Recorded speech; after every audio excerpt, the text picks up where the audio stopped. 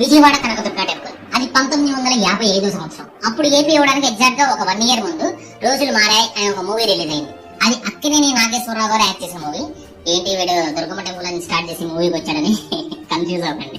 దీనికి మన టెంపుల్ కి ఒక రిలేషన్ ఉంది. ఈ మూవీ చాలా పెద్ద హిట్ అయింది. రైతులకు రిలేట్ అవడంతో మన స్టేట్ జనం అంతా ఆల్మోస్ట్ సినిమాని చూశారు. ఈ మూవీ చూడడానికి మనుషులు వస్తారనుకున్నారు కానీ విజయవాడ మారుతి థియేటర్ లో నార్మల్ మనుషులతో పాటు ఒక ఆవిడ కూడా కూర్చొని మూవీ చేసుకుంది.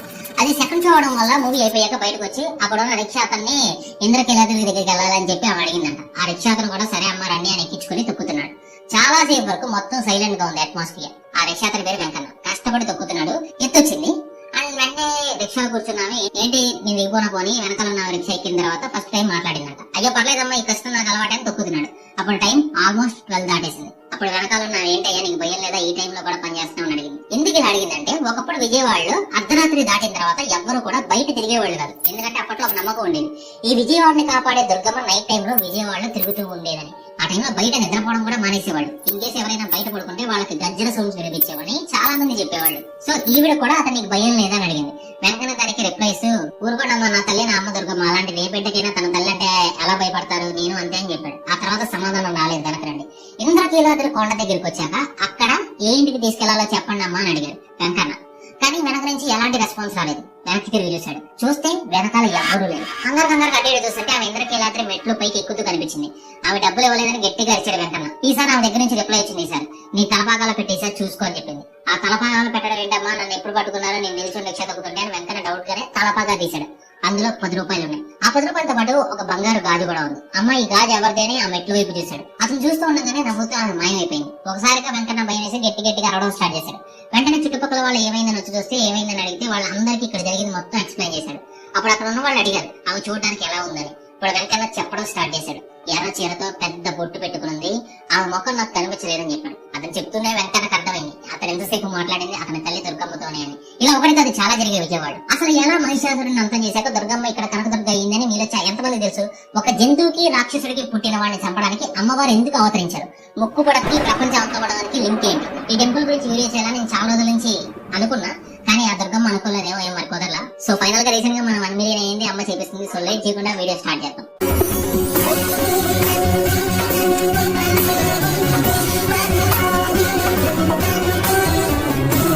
ఈ వీడియోలో ముందే చెప్తున్నా, సైన్స్ పరంగా టెస్ట్ చేసేది ఎంతవరకు నిజమని చెప్పడం కష్టం. చిన్నప్పటి నుంచి విజయవాడ పుట్టడం పెరగడం వల్ల చిన్నప్పటి నుంచి అందరిలాగే నాకు కూడా విజయవాడ పీపుల్ లాగే కనకదుర్గ టెంపుల్ లో ఒక కనెక్షన్ ఉంటుంది. సో ఇక్కడ జరిగాయని చెప్పినవి కొన్ని వ్యాలిడ్ ప్రూఫ్స్ ఉన్న వాటిని చూపిస్తూ ఈ టెంపుల్ ని ఎవరు కట్టారు, ఎప్పుడు కట్టారని చెప్తా. మహిషాసుర మర్దిని స్టోరీ. ఇది మార్కండేయపురంలో ఉన్న స్టోరీ.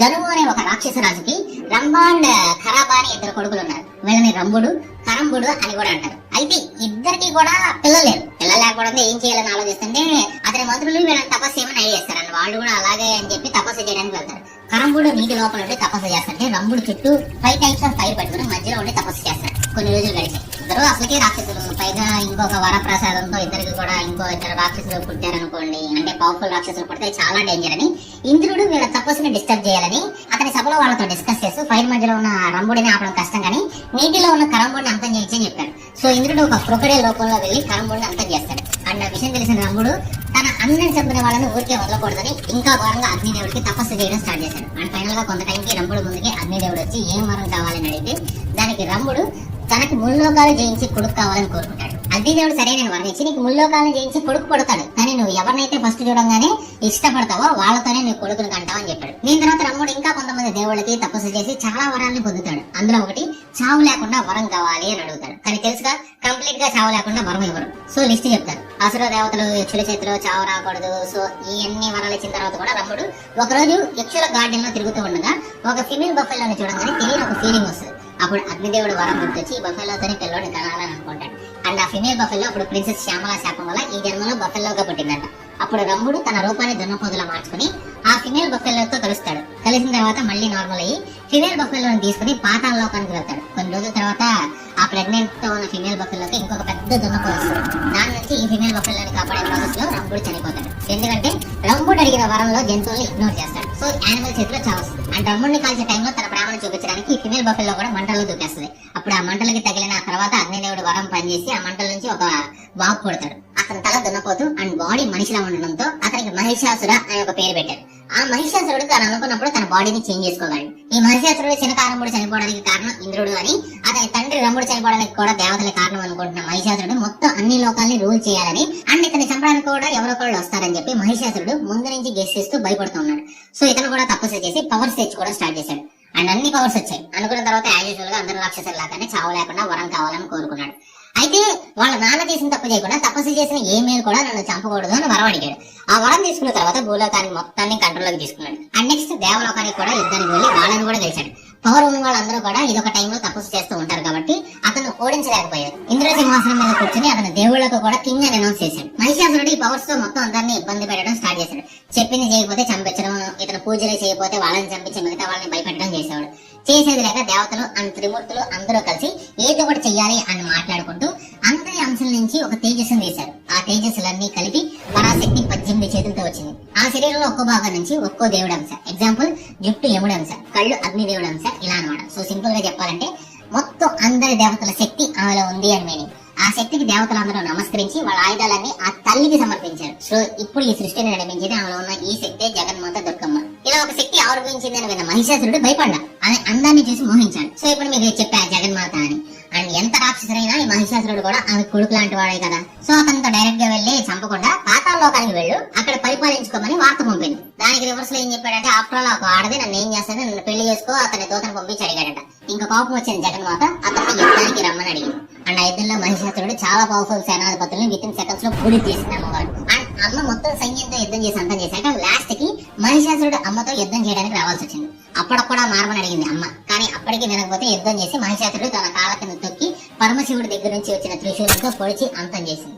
అప్పుడే అమ్మ మహిషాసుర మర్దిని అయింది. ఇది జరిగింది కర్ణాటకలో ఉన్న చాముండి హిల్స్ మీదనే, అక్కడ స్థల పురాణం చెప్తుంది. అండ్ అక్కడి నుంచి వచ్చి ఇక్కడ మన విజయవాడలో ఇంద్రకీలాద్రి మీదకి వచ్చి ఇక్కడికి వెలిసారంట అమ్మవారు. వై ఇంద్రకీలాద్రి?